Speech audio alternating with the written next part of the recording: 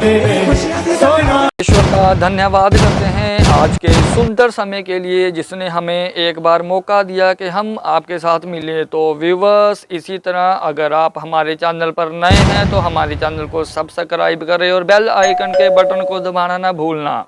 Viewers, हर बार की तरह मैं आपके लिए लेकर आया हूं एक ज़बरदस्त वचन का क्लिप जो आप अपने मोबाइल स्क्रीन पर देख रहे हैं। तो इसी तरह बने रहिए हमारे साथ। देरी ना करते हुए चलते हैं वचन में। Let's go.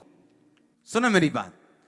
यीशु मसीह ने कहा, मांगो तो तुम्हें, ढूंढो तो तुम, खटखटाओ तो तुम्हारे लिए। कहता तुम मांगो,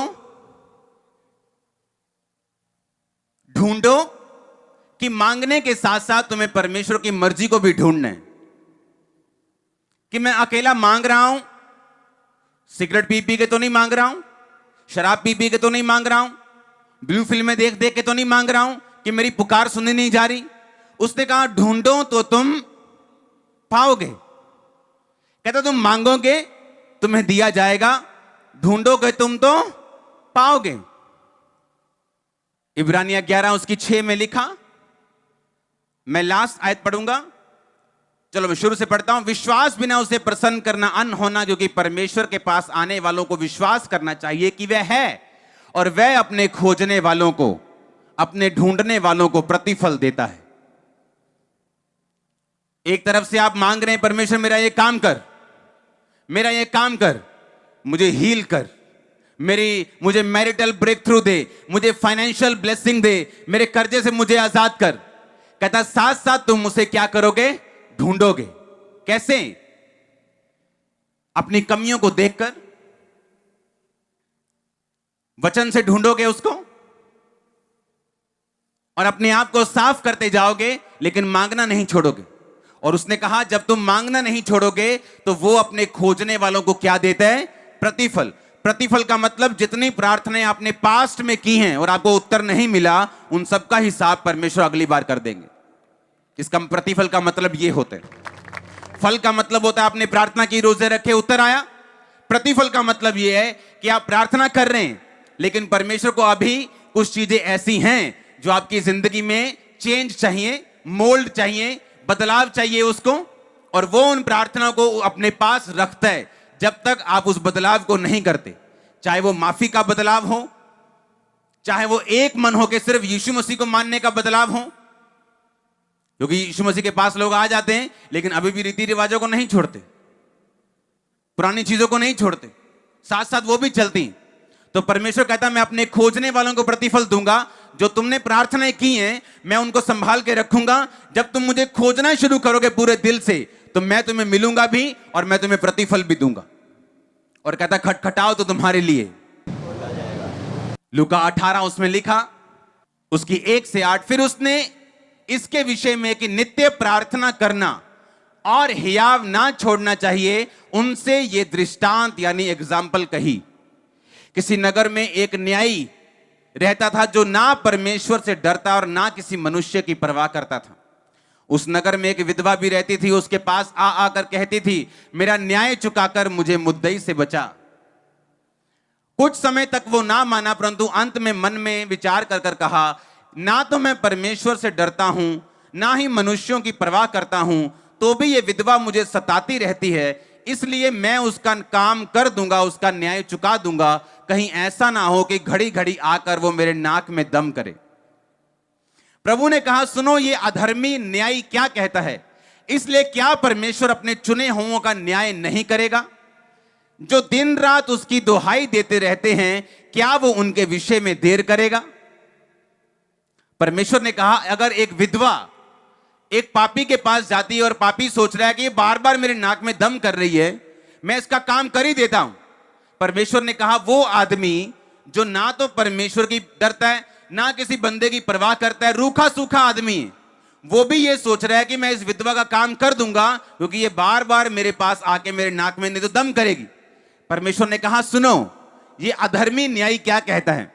कहता अगर अधर्मी न्यायी उसका न्याय कर सकता है, तो क्या जो दिन और रात मेरे नाम की दुहाई देते हैं, परमेश्वर कहता है क्या मैं उनके विषय में देर करूंगा? कई बार आपको सिंपल वचन देना बहुत जरूरी है, क्योंकि जब आप सुबह जाएंगे प्रार्थना में और परमेश्वर से मांगेंगे, इस तरह से नहीं मांगेंगे कि अगर आपकी प्रार्थना रिक्वेस्ट पूरी ना हुई तो आप विश्वास से हट जाएंगे या पाप की राह को चुन लेंगे या आप कुछ गलत स्टेप उठा लेंगे। इस तरह से नहीं। आप सुबह जब परमेश्वर के सामने जाएंगे और परमेश्वर से बोलेंगे, परमेश्वर मुझे इस ट्रबल से छुड़ा, फलाने व्यक्ति के दिल दिमाग रूह जिस्म जान पर तू अपना अधिकार कर, मुझे इस मुसीबत से छुड़ा और मेरा हल तू इस तरह से कर। सुबह प्रार्थना। आप दोपहर को बैठे, दोपहर को प्रार्थना, रात को बैठे, रात को प्रार्थना, बिना किसी मेंटल प्रेशर के, बिना किसी कंडीशन के, बिना किसी सेकंड बी प्लान के कि अगर मेरी ये प्रार्थना पूरी ना हुई तो मैं कोई और रास्ता अपनाऊंगा। आपके मन में सिर्फ इतना ही होना चाहिए कि अगर ये प्रार्थना पूरी ना भी हुई तो भी तो वो मेरा परमेश्वर ही रहेगा। अगर किसी दिन आपके बाप ने आपको 100 रुपया नहीं दिया तो आप पड़ोसी को बाप थोड़ी बना लोगे जाके। बाप तो बाप ही रहेगा, वो मारे तो भी रहेगा, डांटे तो भी रहेगा, दे कुछ तो भी रहेगा, ना दे तो भी कुछ रहेगा। आमीन। इस तरह से जब आप मेहनत करनी शुरू करेंगे और अपने आप को आप परमेश्वर के सामने समर्पित करेंगे, ढूंढो तो पाओगे, यानी आप परमेश्वर को ढूंढेंगे, अपनी कमियों को ढूंढेंगे, वचन से ढूंढेंगे, चर्च आके सुनेंगे परमेश्वर क्या कहते हैं और खटखटाएंगे, यानी आप उस प्रार्थना को करना कभी भी छोड़ेंगे नहीं। कब तक खटखटाएंगे? जब तक परमेश्वर दरवाजा नहीं खोलता। परमेश्वर आपको इसमें एक सीक्रेट दे रहा है जो आपको बड़े ध्यान से समझने की जरूरत। आप शायद समझ नहीं रहे इसको। वो आपको एक भेद दे रहे हैं। उसने कहा, कहता वो बंदा जो अंदर बैठा है, इसलिए नहीं कि वो उसका दोस्त है उठकर रोटियां दे रहे, कहता उस शर्म छोड़ दी उसने और मांगता रहा। आप समझ रहे मेरी बात? कहता मांगो तो दिया। समझ आ रही कि नहीं? मेरे ख्याल से पूरे लोगों को नहीं आ रही, अभी भी आ रही क्या? आप समझो ध्यान से। उसने कहा अंदर वाला बंदा बाहर वाले बंदे को 3 रोटियां इसलिए नहीं देने आया क्योंकि वो उसका दोस्त था, कि उसने अपने दोस्त को देनी है तो मेरा दोस्त मांग रहा है मैं जाके दे दूं। उसने कहा नहीं, वो इसलिए उसको उठना पड़ा क्योंकि उसने शर्म को छोड़कर मांगा। यीशु मसीह ने कहा मांगो तो दिया। आपके दिमाग की बत्ती जलाने की कोशिश कर रहा है परमेश्वर कि अगर एक बंदा शर्म खाकर उसको देने के लिए आया, परमेश्वर कहता मैं तुम्हें देने के लिए क्यों नहीं आऊंगा। आप समझ रहे क्या? उसने तभी तो बोल दिया। उसने एग्जाम्पल देके आगे क्यों कहा मांगो तो दिया? उसने क्यों कहा एग्जाम्पल देके? उसने कहा एक आदमी अगर ऐसा सोच सकता है तो जिसने उस आदमी को बनाया है वो उससे ज्यादा दिमाग और सेंस और इज्जत रखता है। आप समझ रहे हैं मेरी बात को? उसने कहा अगर तुम रोज आओगे और बिना लज्जा के छोड़कर मांगते रहोगे तो मुझे तुम्हें देना पड़ेगा।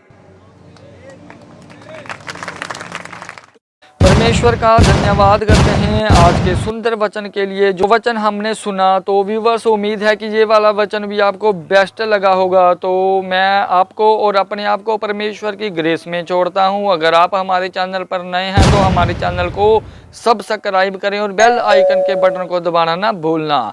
तो नई कलेक्शन के साथ, नए रिस्टोर वचन के साथ हम मिलेंगे नेक्स्ट वीडियो में। मैं तब तक अपने आप को और आपको परमेश्वर की ग्रेस में छोड़ता हूँ। मिलते हैं नेक्स्ट वीडियो में, तब तक के लिए सबको जय मसीह।